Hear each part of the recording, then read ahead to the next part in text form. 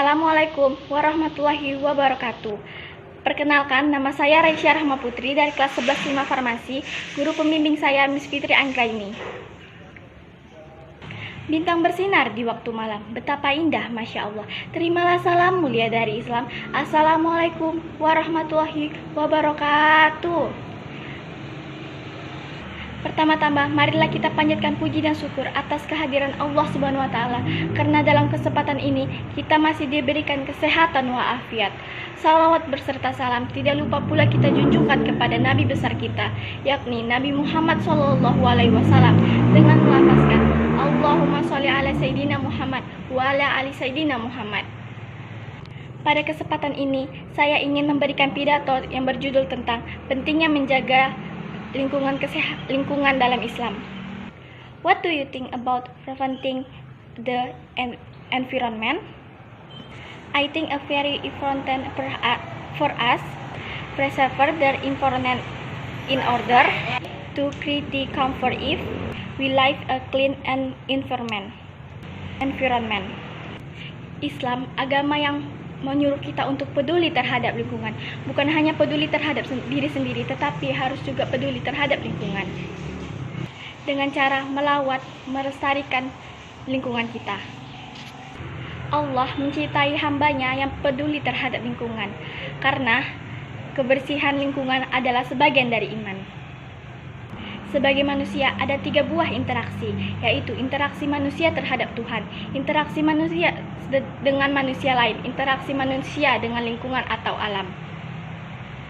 Interaksi manusia dengan Tuhan seperti sholat, interaksi manusia dengan manusia lain seperti berkomunikasi dan membantu. Interaksi manusia dengan alam seperti menjaga, merawat, dan melestarikan lingkungannya. Selain beribadah kepada Allah, dalam Quran surat Al-Baqarah ayat 30 yang artinya, ingatlah ketika Tuhanmu berfirman kepada malaikat, sesungguhnya aku hendak menjadikan khalifah di muka bumi.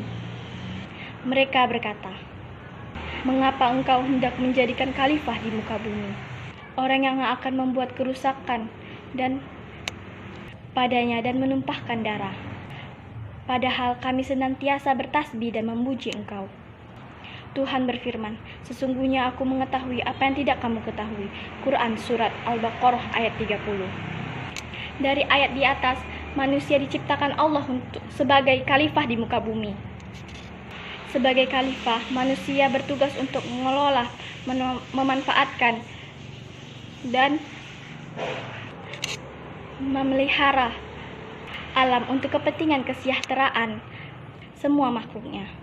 Islam mengajarkan manusia untuk menjaga lingkungan alam. Alam adalah tempat makhluk hidup, maka sudah seharusnya kita wajib memelihara dan melestarikan alam bumi sebagai tempat tinggal manusia dan makhluk lainnya.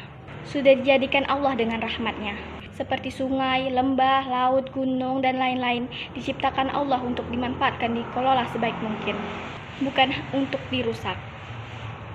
Dalam Al-Quran surat Ar-Rum ayat 42, Allah menjelaskan larangan untuk membuat kerusakan di muka bumi. Telah nampak kerusakan daratan dan di laut karena disebabkan oleh tangan manusia. Supaya Allah merasakan kepada mereka sebagian dari akibat perbuatan mereka, agar mereka kembali ke jalan yang benar. Quran surat Ar-Rum ayat 42. What do you think about people who don't want to protect environment? I think it can hurt myself and honor. Ada sebagian manusia yang serakah dan merusak alam demi kepentingan pribadi.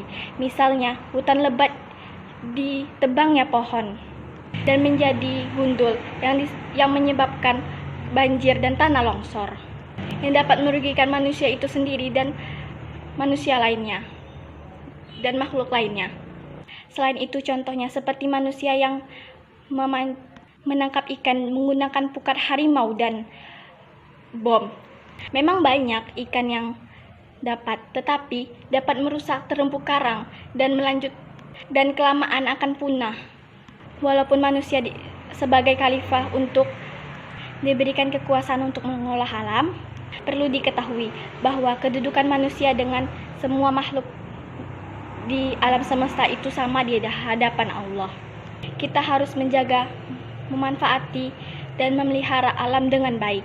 Dalam memelihara dan melestarikan, ada beberapa upaya yang harus dilakukan, yaitu reboisasi hutan gundul, membersihkan lingkungan sekitar, dan tidak membuang sampah sembarangan.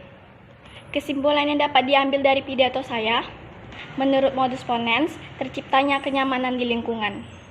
Menurut modus tollens, tidak terciptanya kenyamanan di lingkungan. Menurut modus silogisme, jika kamu peduli terhadap lingkungan, maka kamu terhindar dari penyakit. Sekian pidato yang saya sampaikan, lebih dan kurang saya mohon maaf. Tinggal jerami padi habis, hingga bersih bakar dulu.